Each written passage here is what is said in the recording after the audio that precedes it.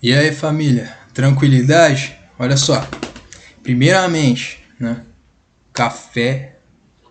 A gente precisa de café agora, né, mais do que nunca aí, para poder estar seguindo bem aí na aula também, pá, enfim.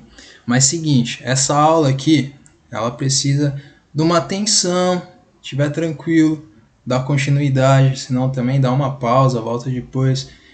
A gente vai resolver exercício, beleza? Através do exercício aí, uns exercícios que eu selecionei porque eu entendi que eles são bastante representativos, que eles trazem bastante conteúdo-chave, né, do conteúdo que a gente tem visto agora por último, né, que a gente estava vendo ali humanismo e classicismo, né. Então é o seguinte, né, eu tô pegando exercícios de uma lista que eu já joguei no Drive, uma lista que chama Tradições Clássica e Romântica, beleza? E aí depende, né? Ó, vai estar em dois lugares aqui. Noturno A, procurar matéria de literatura, cadê? Literatura, aqui, literatura, certo? Mas também aqui, Pederneiras, matérias e literatura. Entrou dentro da parte de matéria, vai ser a mesma coisa, firmou? Mesma fita. Então aqui, ó, literatura, exercícios e atividades, beleza? Ó, essas atividades aqui é tudo zica, hein? Tendo um tempinho de fazer aí, dá uma pausa, desenvolve elas aí e manda, beleza? Aqui, ó, lista de exercícios. E aí é logo nessa aqui que nós vai, ó. Essas listas também tudo da hora, mano. Logo nessa aqui, ó, tradição clássica e romântica. Visualização. E aí eu separei aqui, tô com uma listinha dos exercícios que eu achei bem da hora, a gente tá trampando agora para poder discutir que o que eles abordam, vocês vão ver, vai puxar outras coisas, certo? Vocês vão ver que são exercícios assim, né, que estando atento para algumas coisinhas ali que o exercício tá colocando no texto e tal, a gente consegue fazer, mas eles são muito estratégicos para mim nesse momento, porque a partir deles eu posso estar trazendo várias fitas aí, né? Ó, o primeiro exercício que nós vai... Ó, primeiro vocês vão ver aqui, né, que tem o primeiro exercício é um exercício aí de relembrar sobre textos literários e tal, né? Lembra? Que é um texto literário, um texto não literário. O segundo exercício... Manifesto do Surrealismo, não vimos ainda, isso aí foi sacanagemzinha minha, mas fica tranquilo também que dá para resolver pelo texto. Mas aí, logo em seguida, é só exercício abordando aquelas tradições que a gente já deu uma discutida, né? Que são duas formas dentro da literatura ocidental, né? Duas maneiras de compreender a arte, certo? De compreender o mundo, beleza? Duas posturas. Uma delas é essa postura representada ali pelo classicismo, que a gente está vendo nesse momento, que a gente está terminando de ver, certo? Marcado ali pelo retorno à antiguidade clássica, racionalismo e etc., né? Momento do Renascimento. E a outra, uma outra postura, diferentemente do classicismo, que busca compreender a arte, né, de uma forma racional, a partir da razão. Essa outra postura, que é a postura romântica, vai estar buscando entender a arte mais da ordem da sensibilidade, saca? Então, ó, a gente vai esclarecer um pouco mais isso aí. Vamos lá, então, exercício 21 vai ser o primeiro, exercício 20, na real, vai ser o primeiro que nós vamos fazer aqui, ó. 20. Já vai diretão. Nas obras classicistas são fortes as seguintes características. A. Valorização da fé. Vixe, parça, pode até terminar de ler esse item aí, né? Mas logo que você vê essa fita de valorização da fé, já fica com o pé atrás, beleza? Que nem a gente estava discutindo, não é que os caras vão estar sendo... vão se colocarem como ateus, saca? Mas eles vão adotar uma postura bem diferente do que era na Idade Média. Né? Aquela postura que é justamente o entendimento de que a fé da religiosidade cristã da Igreja Católica Apostólica Romana seria o que devia nortear, o que devia dar sentido para as ações humanas, né? Tanto para entender a natureza quanto para entender a sociedade e tal. A ideia de que Deus basta, o Deus da narrativa ali da Igreja Católica Apostólica Romana e tal, é isso.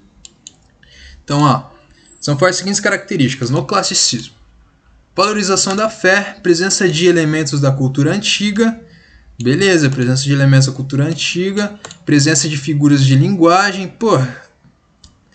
que é produção literária, assim, não é nem que o cara pensa, vou usar essa figura de linguagem aqui agora, vou usar essa metáfora, vou usar aqui essa hipérbole ou esse hipérboto, né? Se não tá lembrando também de algum dessas figuras aí, dá uma perguntada pra prof de gramática aí. Mas não é nem que pensa assim, né? Mas é natural, saca? Na hora que você vai tentar produzir um texto poético e tal, o negócio vem naturalmente, né? Enfim, aí depois você para pra analisar e falar, nossa, olha que louco, mano. Na hora que ele foi tentar dar uma dimensão do que significa o amor, o que é o amor, o sentimento contraditório, etc. Então ele acabou usando um paradoxo logo, certo? Logo uma antítese, que são figuras de linguagem que lidam com coisas opostas, lembra? Firmão. Poesias acompanhadas de músicas, também não. Vocês vão lembrar lá que é o trovadorismo, não é não? É a literatura de Idade Média que vai estar associando poesia e música.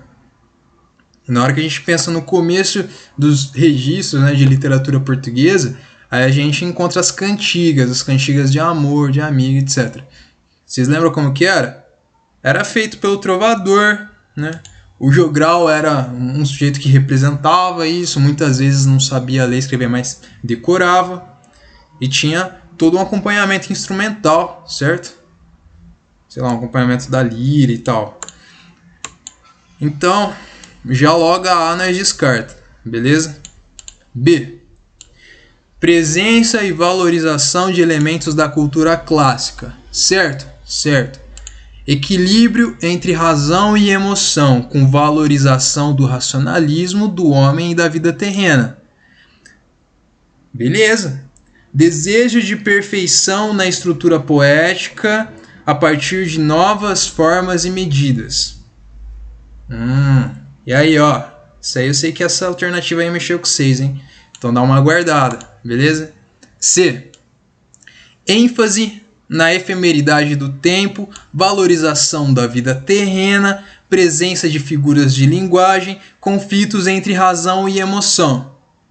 A gente vai ver, pessoal, que assim, essa questão do tempo é uma questão muito importante, na medida que a gente vive, que a gente percebe que o tempo vai passando, que, enfim, que a gente nasce, né? Já começa a morrer, que nem fala na música e tal. Quando a gente percebe isso, o tempo já passa a ser uma dimensão muito importante da nossa análise do universo, né, da vida, certo? Então isso vai aparecer em muitos momentos. Só que quando a gente estuda para o vestibular e a gente olha o que é cobrado, o que é pedido e tudo mais, e a gente olha para as caracterizações dos movimentos artísticos, dos movimentos literários, a gente vai ver que é muito forte essa caracterização no barroco, beleza?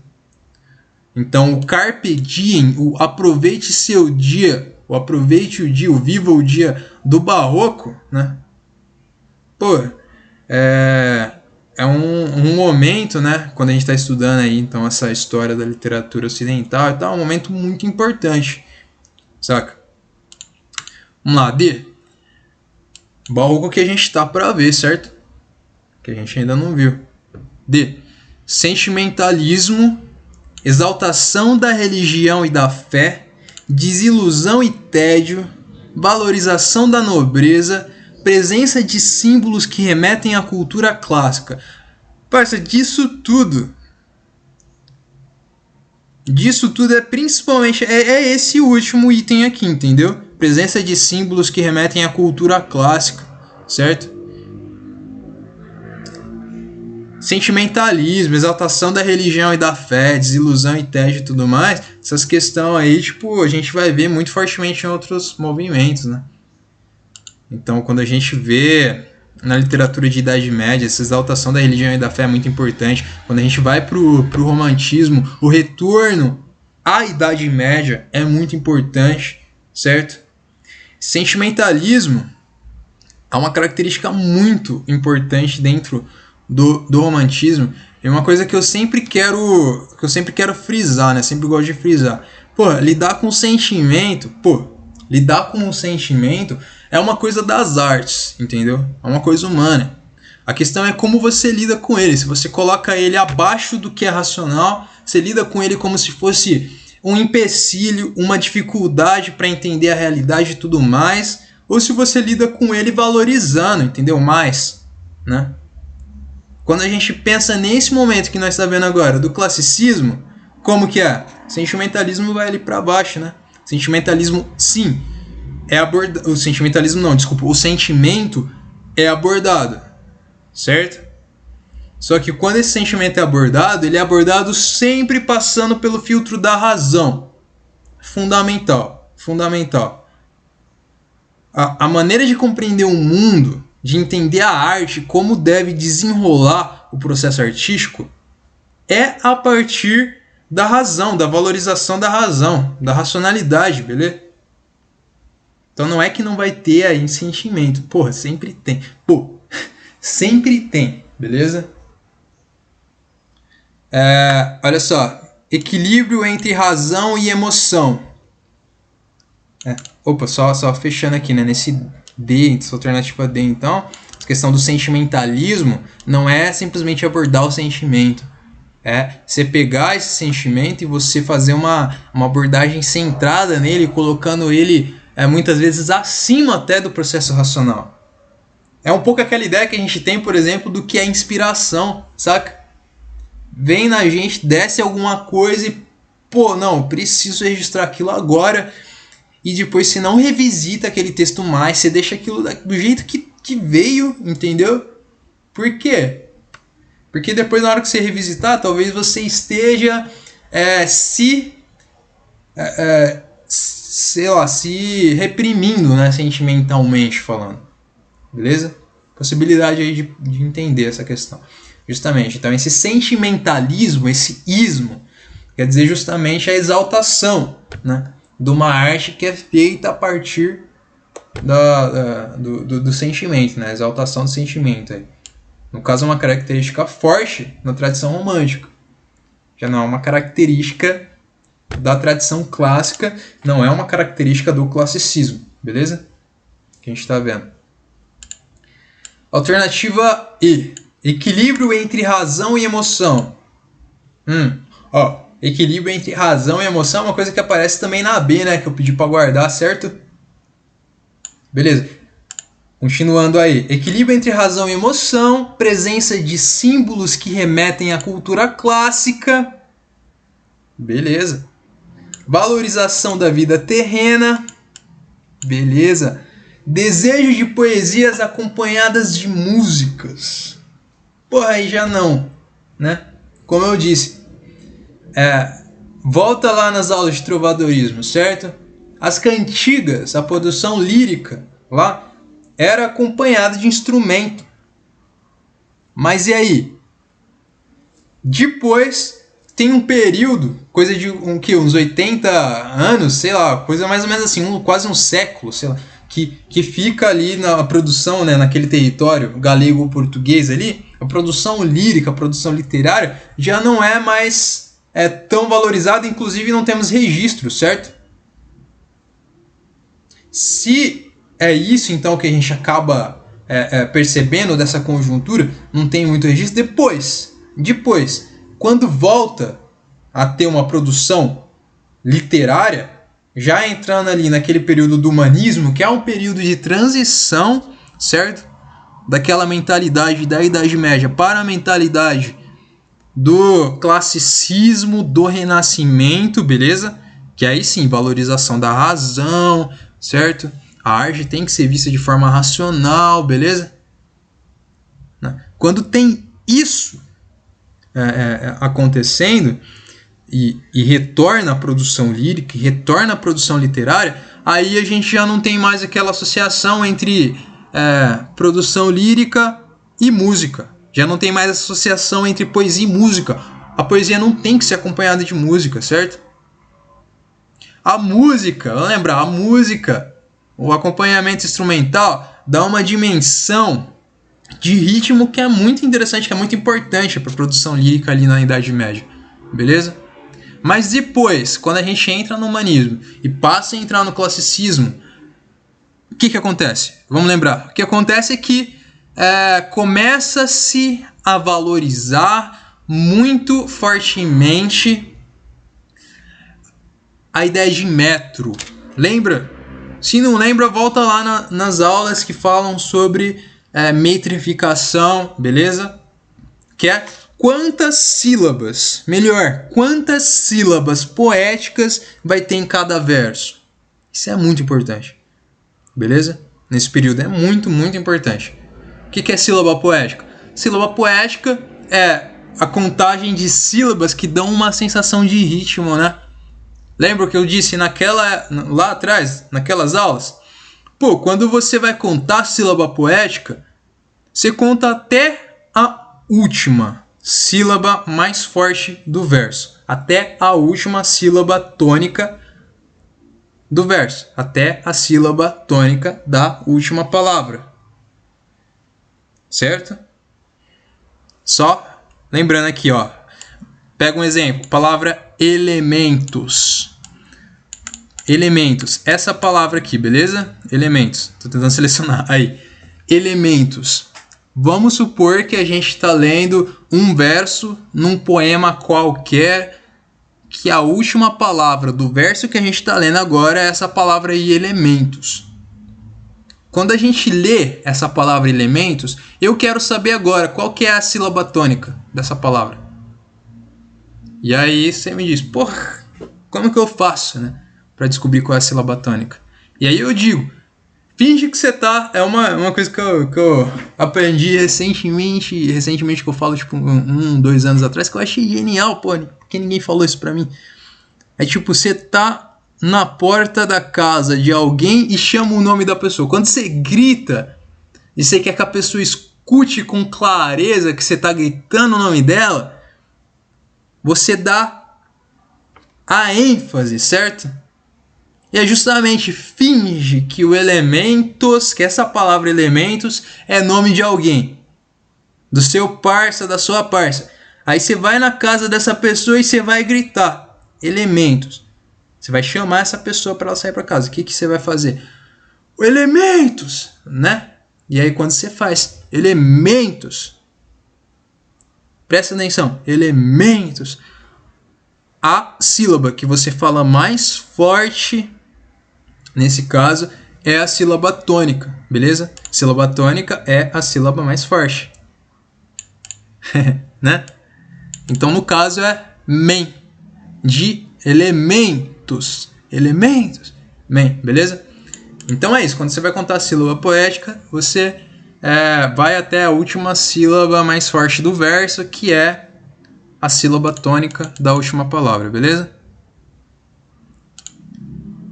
Então é isso. A alternativa, pessoal, aí no caso, a alternativa correta, né? Justamente tendo em mente, né, que essa alternativa E, ela não é a correta, a alternativa E, essa aqui, não é a correta, justamente porque quando fala equilíbrio entre razão e emoção, beleza. Presença de símbolos que remetem à cultura clássica, beleza. Ó, equilíbrio entre razão e emoção, valorizando a razão, né? A razão como o que dá esse equilíbrio, beleza? Valorização da vida terrena, beleza. Desejos de poesia acompanhadas de música já não é beleza, beleza? Não tá certo isso, né? Desejos de poesias acompanhadas de música. Isso não bate, né? Porque é ali na poesia de Idade Média que tem a música que dá o ritmo e tal. Quando a gente entra no humanismo, no classicismo, o que dá o ritmo é o metro. É a quantidade de sílabas poéticas fixa. Uma quantidade fixa de sílabas poéticas, né? Beleza? E ênfase da efemeridade do tempo, como eu disse, é uma característica que a gente pode perceber ao longo de muitos movimentos. A gente pode perceber ao longo de muitos movimentos porque o tempo é um interesse de todos esses movimentos, é um interesse, né, humano, beleza? E como eu disse, né, o movimento literário, o movimento artístico é uma forma de a gente colocar em caixinhas para a gente poder ter um entendimento melhor, ter balizas, ter alguns princípios, alguns pontos, algumas ilhas, né? Para a gente tentar entender como numa determinada época se concebia a arte, se entendia o que é arte, o que é o mundo, o que é o universo, como se comportar no mundo, certo? É isso. E aí, a partir do momento que você é um ser humano e que entende que a vida ela é uma coisa, olha aqui, efemeridade, efêmera, ela é uma coisa fugaz, uma coisa que às vezes passa assim, né? Quando a gente entende isso, então automaticamente o tempo passa a ser um interesse humano, certo? Então tá em muitos movimentos literários. A questão é que a gente vai ver no Barroco, no período do Barroco, certo? No período ali do seiscentismo do Barroco, a gente vai ver como essa questão do tempo adota uma característica muito dramática, né? Muito fortemente dramática, beleza? Então é por isso que eu explico aqui que nessa questão, essa ênfase da efemeridade do tempo e tal, uma característica que, para efeitos de vestibular, quando a gente pensa no vestibular, é propriamente barroca, beleza? O que sobra é aquela alternativa para que eu falei, que deve ter mexido com vocês aí, pode ter mexido, pode não também, tudo bem, beleza? Mas essa alternativa B, presença e valorização de elementos da cultura clássica, yay! Equilíbrio entre razão e emoção, com valorização do racionalismo do homem e da vida terrena, fundamental. É um equilíbrio entre razão e emoção, que quem que dá esse equilíbrio entre razão e emoção? É a razão. Só que aí é até uma espécie de roubada, né? Quando a gente pensa que a razão é o que dá, o que proporciona o equilíbrio entre razão e emoção, então é óbvio que a razão está sendo estupidamente mais valorizada do que a emoção. Aí, beleza? E é justamente uma crítica que vai ser feita ali em períodos de romantismo, beleza? É justamente uma crítica que vai ser feita em muitos outros momentos da história, inclusive por muitas maneiras de conceber o mundo que vem de civilização, que vem de comunidades não ocidentais, beleza? Fundamental. Mas é isso, pessoal. Então, alternativa B na 20. Ó, viu? Que já deu pra gente puxar várias fitas, né? Que ajuda aí a fixar o conteúdo, né? Pessoal, qualquer dúvida vai comentando, beleza? Aí embaixo. E é isso. Olha só. A próxima que eu tenho aqui pra gente resolver é a questão 21 mesmo. Rapidamente. As obras literárias produzidas durante o Renascimento privilegiam as seguintes características, exceto, cuidado, gente, às vezes isso confunde a nossa mente na hora que a gente está fazendo a prova, pô, esse exceto aqui prega uma peça, né, a gente acaba... Então, por isso é muito importante, na hora de ler o enunciado, ler com muita atenção, certo? Principalmente, muitas vezes vem o texto aqui em cima, dá um exemplo, vem um texto aqui em cima e o enunciado aqui embaixo, né? A gente orienta o que? Lê primeiro o enunciado. Na hora que você lê o enunciado, lê com muita atenção, para depois ler o texto e saber o que é que você tem que procurar, certo? Para efeitos de vestibular é isso. Então, ó, 21. As obras literárias produzidas durante o Renascimento privilegiam as seguintes características, exceto, menos, A. Recuperação de temas da antiguidade clássica. Não.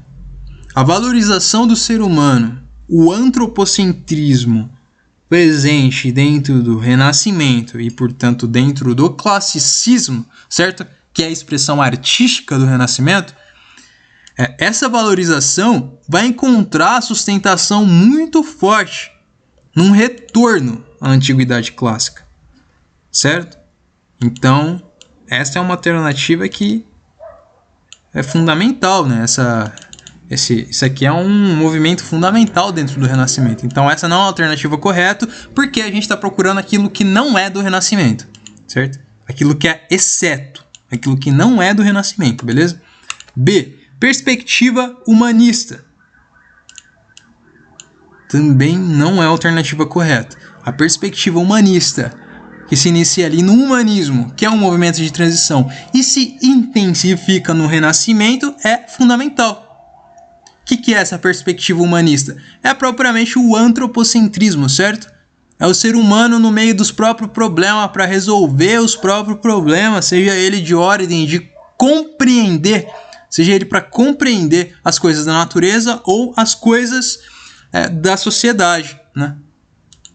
Quando você pensa ali na física do Newton, por exemplo, na física clássica, né? Quando você pensa ali no pensamento da filosofia política do Maquiavel, que eu dei um exemplo na aula passada, né? Quando você pensa na filosofia do Descartes, que a gente vê nas aulas de filosofia aí, do Ferradura, certo? É isso. Universalidade. Eu dei justamente um exemplo, né, uma explicação na aula passada.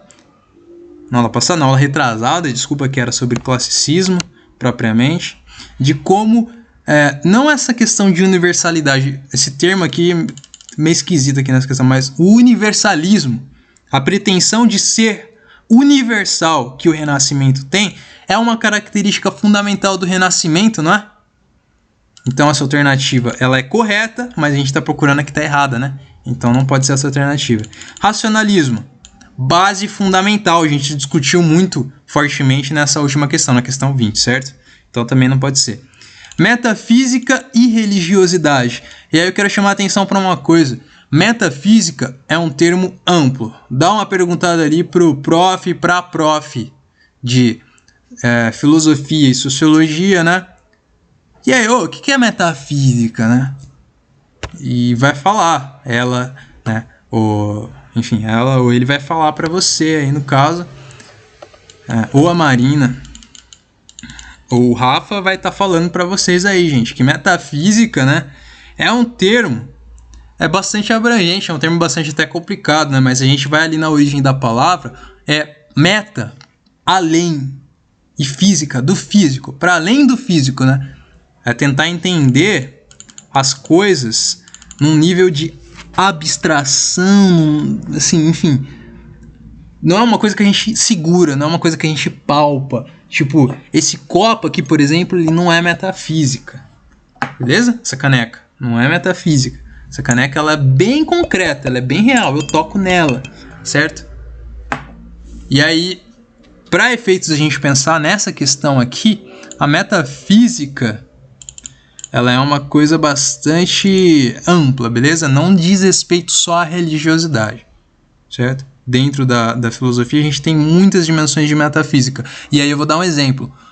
No Renascimento, na Idade Moderna, o Descartes, que eu já comentei aqui, é um nome muito importante dentro do mundo ocidental, beleza? Muito importante, certo? Que é o sujeito que vai falar aquilo lá do penso, logo existo, né? Certo? Justamente. E quando ele faz isso, né, ele faz essa dimensão, ele está trabalhando também na metafísica, né? Ele está trabalhando também numa dimensão metafísica, que é essa dimensão de entender o pensamento como uma coisa que dá origem, né, para as coisas, que dá origem para a existência, tipo, penso, logo existo. Pensamento é uma coisa bastante abstrata, pode ser entendido também como uma coisa bastante abstrata, tá? Nessa época, era muitas vezes entendido como uma coisa bastante abstrata. Isso é metafísica também, beleza? Mas religiosidade não. Não é uma característica fundamental do Renascimento. Na verdade, é o contrário. Não estou dizendo que eram ateus, de novo. Mas estou dizendo que aquela religiosidade exagerada, exacerbada, aquela religiosidade, né, que era base do pensamento da Idade Média, já não tem. aqui com essa força, beleza? Porque é o ser humano começando a tentar resolver os próprios problemas, né? Já não é aquela concepção da Idade Média e tal. E olha só. A próxima questão não é a 22, é a 23. Uma questão bastante bacana, bastante legal. A 23 é aqui. Leia o soneto a seguir e marque a alternativa correta quanto à proposição apresentada. Né? Eu falei do Petrarca, olha só.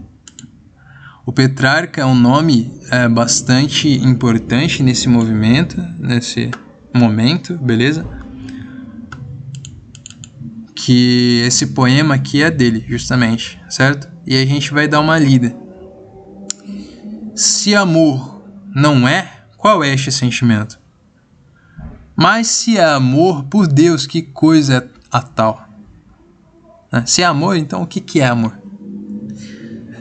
Se boa, por que tem ação mortal? Se má, por que é tão doce o tormento? Se eu ardo por querer, por que eu lamento? Se sem querer o lamentar que vá. Ó viva morte, ó deleitoso mal, tanto podes sem meu consentimento. E se eu consinto em razão pranteio, sofro, né? A tão contrário vento em frágil barca, eu vou por alto mar e sem governo. É tão grave de erro, de ciência é parca, que eu mesmo não sei bem o que eu anseio, o que eu quero. E se tremo em pleno estio e ardo no inverno, olha só. Primeiro, a gente vê a forma desse texto. Está no classicismo, a forma é fundamental. As duas primeiras estrofes, são quartetos.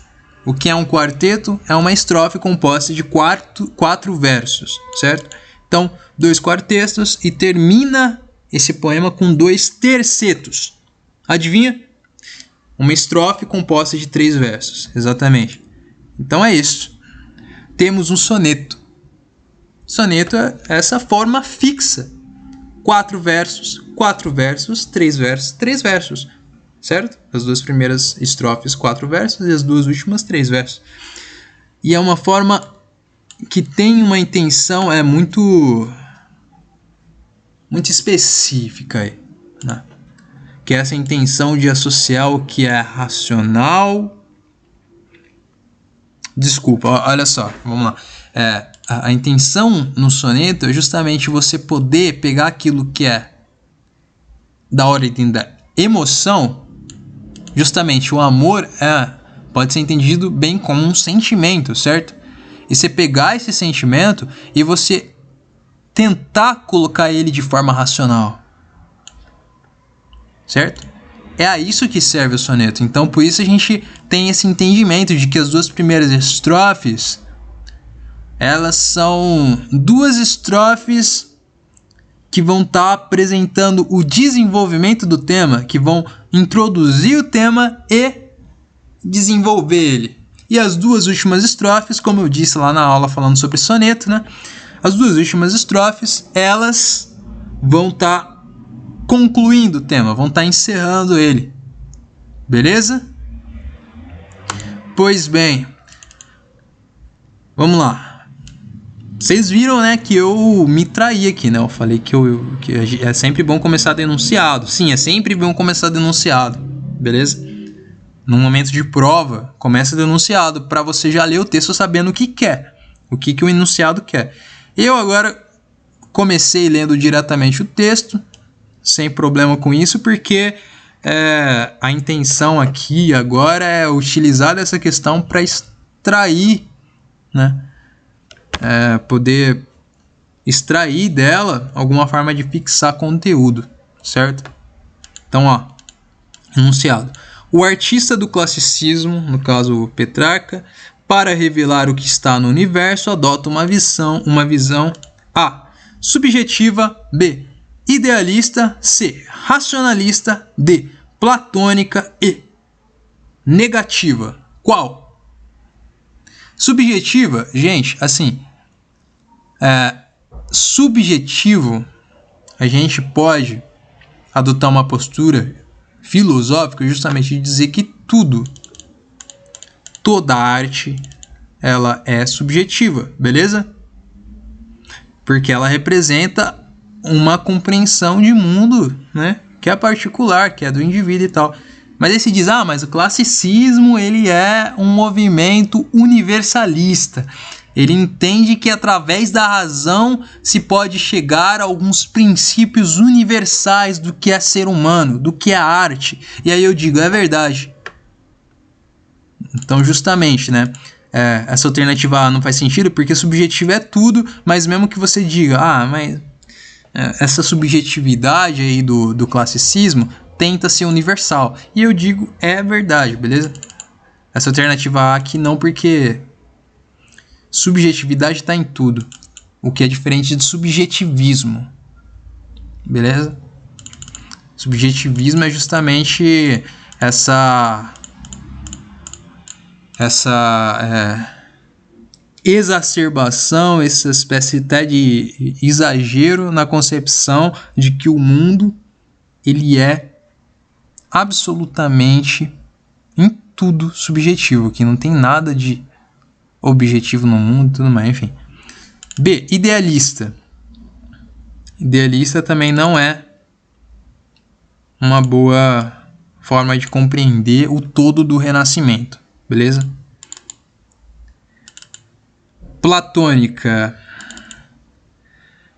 Tem muito, quando a gente pensa no Descartes, por exemplo, ele vem de uma tradição platônica, de Platão, beleza? Negativa. Isso aqui, né? Negativa que, enfim. O correto aqui, né, o que a gente seleciona aqui por afirmação, por certeza, é o racionalista. O artista do classicismo, para revelar o que está no universo, adota uma visão racionalista, que é essa visão de que a razão, ela é fundamental, que é isso que eu acabei de explicar, né? Que inclusive a forma do soneto, a forma fixa do soneto, obedece. As duas primeiras estrofes apresenta e desenvolve o tema. As duas últimas estrofes conclui, né? Essa é uma intenção muito bem pensada antes de ser feita, beleza? Muito bem pensada racionalmente, né, para ser colocada, né? O que eu quero chamar a atenção aqui é justamente, né, se a gente olha para o desenvolvimento do tema, para a introdução e desenvolvimento do tema, a gente vê, primeiro, que se o amor não é este sentimento, mas se é amor por Deus, que coisa tal, se boa, porque tem ação mortal. Olha para esse verso aqui, se boa, porque tem ação mortal. Isso está mostrando justamente como o amor, na concepção aí, né, o que a gente pode tirar desse texto, é uma coisa incontrolável, né? Como que pode ser uma coisa boa e ter uma ação mortal, certo? Você sente isso, né? Você chega a sentir isso, né? O que ele está querendo dizer aqui nesse verso? Então, se o amor tem uma ação mortal e é uma coisa má, por que é tão doce, né? Isso é bem louco.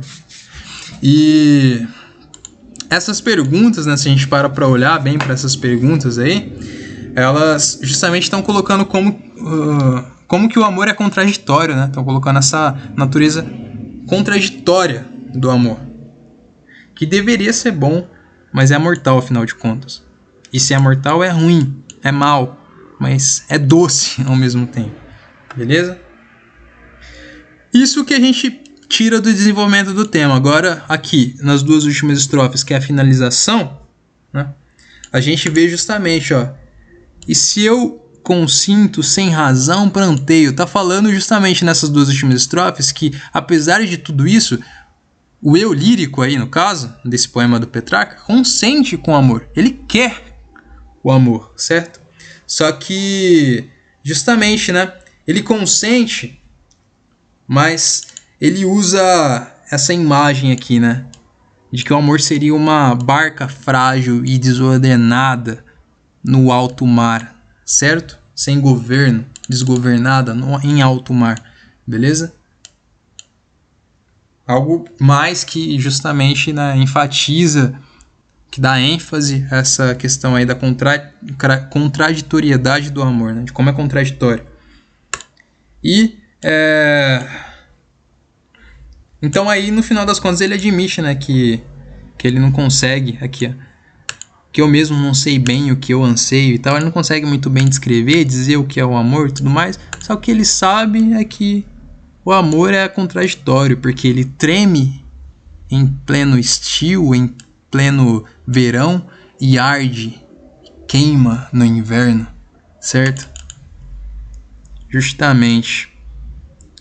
E é muito curioso a gente parar para pensar nisso, né? Como que esse tema aí dos sentimentos amorosos e tudo mais acaba motivando ele a fazer um poema que é todo baseado em contradições, em paradoxos, né? Como a gente vê depois lá no Camões, certo? Amor é fogo que arde e não se vê, é ferida que dói e não se sente, tudo mais. Beleza? Então a alternativa correta é racionalista, C. Apesar de ele entender a natureza contraditória do amor, ele tenta colocar de uma forma racional aqui. Nas duas primeiras estrofes, apresentando e desenvolvendo o tema, nas duas últimas, finalizando. E, gente, para encerrar aqui, então, rapidamente agora, dessa vez, 25. A Idade Média não existe. Esse episódio de quase 1000 anos é uma fabricação, uma construção, um mito, quer dizer, um conjunto de representações e de imagens em perpétuo movimento, amplamente difundidas na sociedade de geração em geração. Beleza? A respeito do tema, considere as seguintes afirmativas. 1.